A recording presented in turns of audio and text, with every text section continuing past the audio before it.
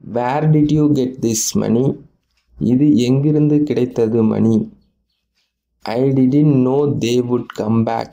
அவர்கள் திரும்பி வருவார்கள் என்று எனக்கு தெரியவில்லை. I don't know why I was afraid of. நான் ஏன் பயந்தேன் என்று எனக்கு தெரியவில்லை. How can I make amends? நான் எப்படி பரிகாரம் செய்யலாம்? Don't get too close to her. அவளுடன் ரொம்ப நெருங்க வேண்டாம். Do I ask too many questions? நான் நிறைய கேள்விகள் கேட்கிறேனா? Not at all. இல்லவே இல்லை. It's time to take decision. இது முடிவெடுக்கும் நேரம்.